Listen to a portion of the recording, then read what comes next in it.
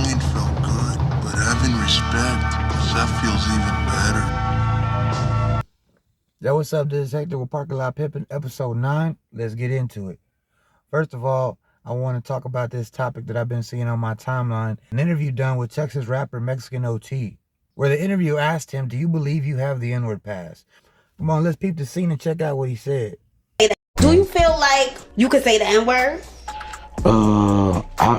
I feel like I can say it, but not because of that, and I'm gonna tell you why. I wish there was some black dudes in here. There are.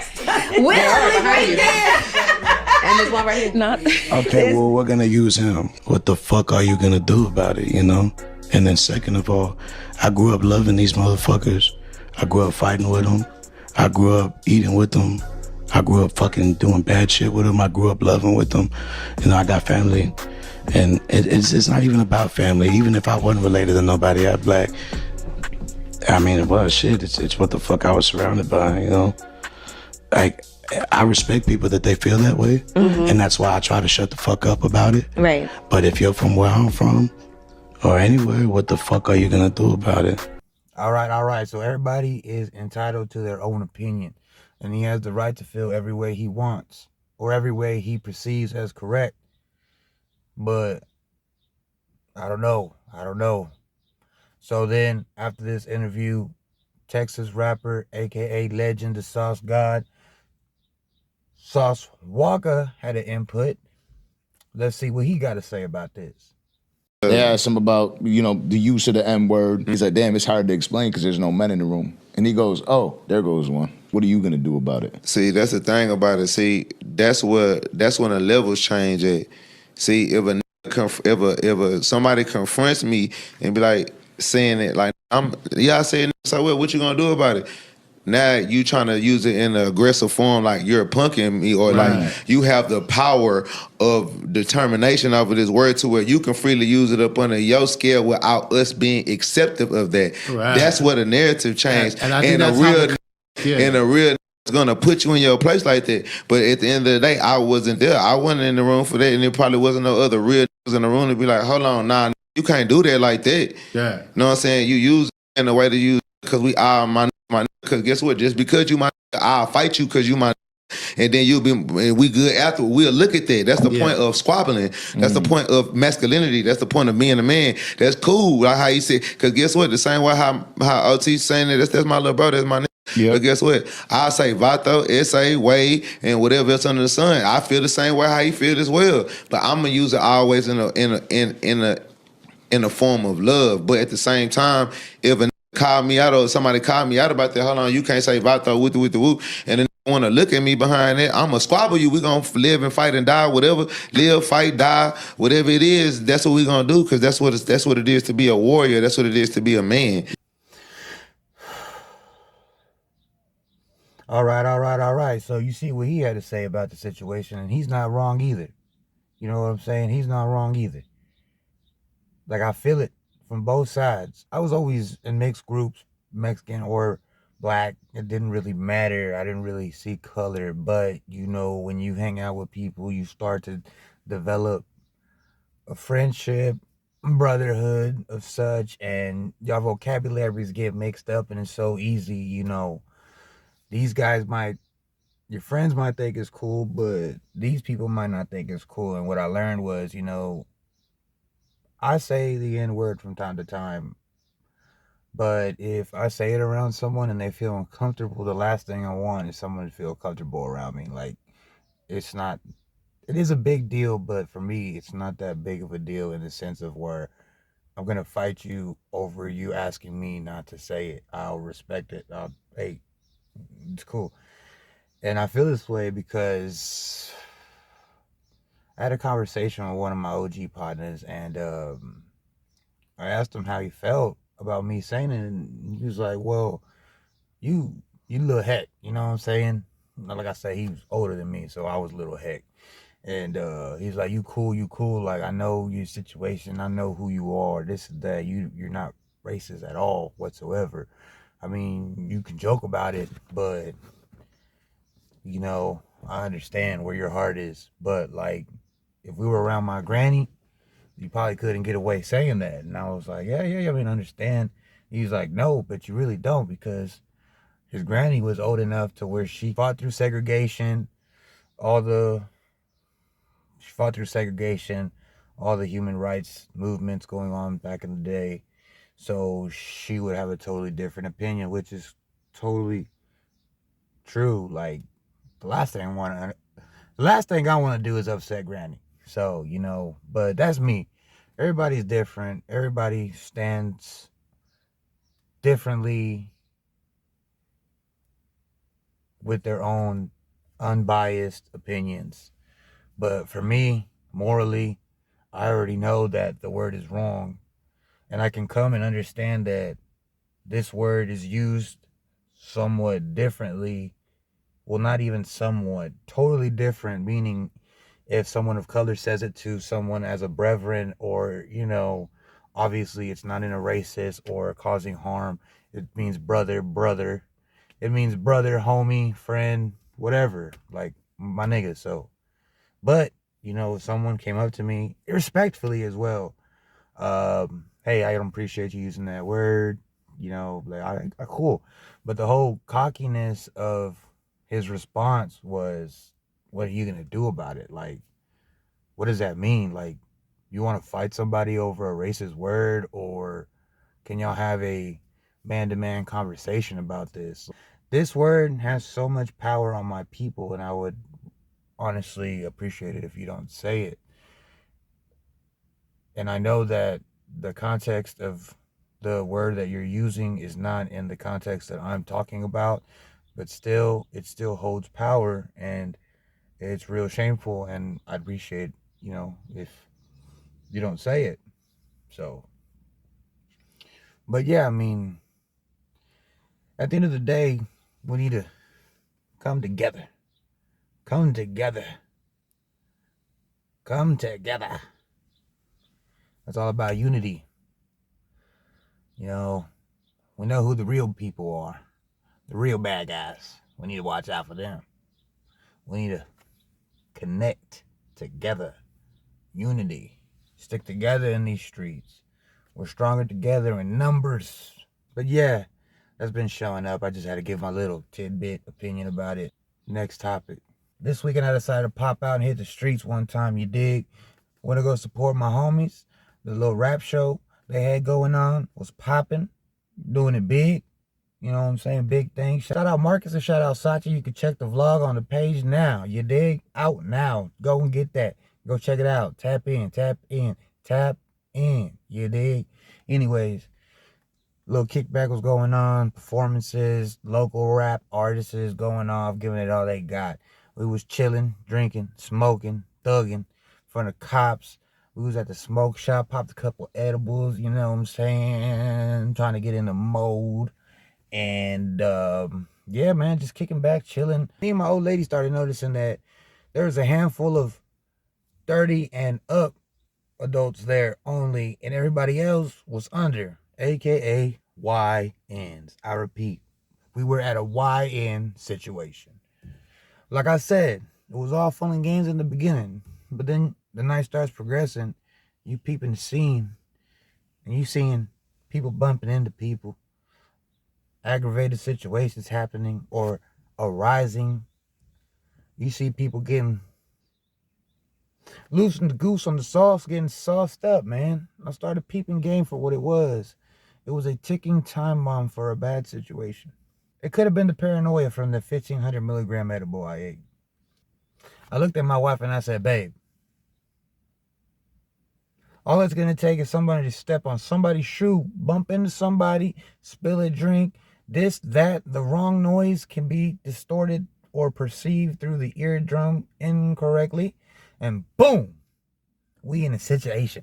Pop, pop, pop, pop, pop, pop, pop. These little motherfuckers don't fight nowadays. These little motherfuckers do not fight. And if they fight, hey, y'all was taught right, but they picking up the toolie, hitting the switch on your ass, and unloading the clip. I'm telling you, these boys don't give a fuck. These young bulls do not give a fuck. Man, I'm not feeling the vibe no more. I'm tired, I'm old, I'm stoned, I'm hungry. She said, babe, we didn't even see your people perform. I said, we got to go. No. I will not be another statistic. So I got my shit and burnt the fuck off on the cool.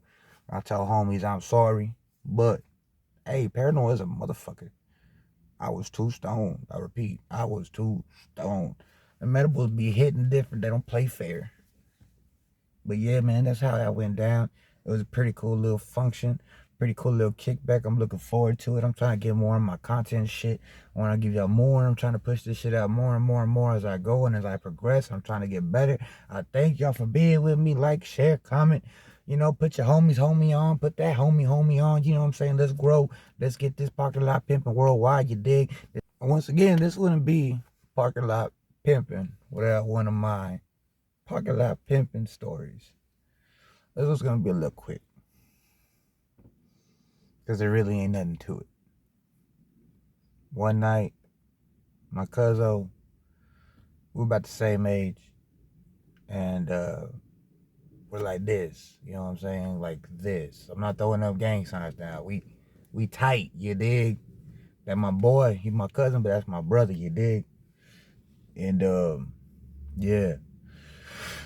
I think I was staying with my grandparents at the time, if I'm not mistaken, or something like that of the nature. But he texted me, cuz, finna pull up, I got this blunt, you know what I'm saying? And I'm like, yeah, come on, man. Come on with it. So, at that age, I think we were like 13, between 13 and 15, around there. I was already a badass little kid. I'm smoking Black and Mild, smoking cigarettes, smoking bud, drinking beer, whatever you name it, I was doing it, tripping. You know what I'm saying? Just the adolescence, living life. Or as Pusha T said, these drugs killed my teen spirit. Shout out to Nirvana. You know, I mean, I'm not praising it, but hey, I don't condone any child doing drugs at a very early age. With that being said, continuing on with the story. So, cuzzo pulled up. We had grandmas. And, you know, doing what we did, our parents really didn't know. And if they didn't know, they just didn't care. But we were, quote unquote, angels. So we can get away with a lot of stuff. We never, you know, not in front of them. So they don't perceive this image of us and we can't get away with stuff. We learned that at a very age. We learned at a very young age. You know what I'm saying? Yeah, we on the porch and we start blazing and whatnot. You know, we about halfway done. All of a sudden, Grandpa come out. Shout out, Grandpa, I love you. You know what I'm saying? Next time. Till next time I see you again, I love you, I'm gonna hold it down. But Grandpa came out. And I could hear his footsteps because my grandma's house had hardwood floor. So you can hear motherfuckers when they walk. I quickly heard the footsteps. I told Cuz, put that shit out. But I guess he wasn't hearing me. So I lit my black. I told Cuz, put that shit out. But I guess he wasn't hearing me, so I lit my Black and Mild. You know, quick thinking. Mixed the smells, tobacco, and the wacky tobacco, he might not know. But here's a little tidbit about Gramps. Gramps back in the day used to be going back and forth the border, moving them bricks. You know what I'm saying? Back in the day, big timer. I even got this fucking picture. I might post it on here. I'm not too sure. I even got a picture of my Gramps in prison. You know what I'm saying? Doing his thing. Big Thug Dizzle. So, with that being said, he ain't new to the game. He ain't a lame. So me trying to fucking convince him that we were smoking a Black and Mild was going to be tough.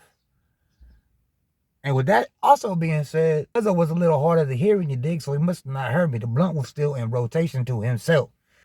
I heard the front door open, and then I saw the screen door. Gramps is outside. What y'all boys doing? Grandpa used to speak Spanish, though, so just imagine, you know, I don't want to translate right now and do all that, but he used to speak Spanish. What y'all boys doing? What y'all boys doing out here? It's late. Nothing.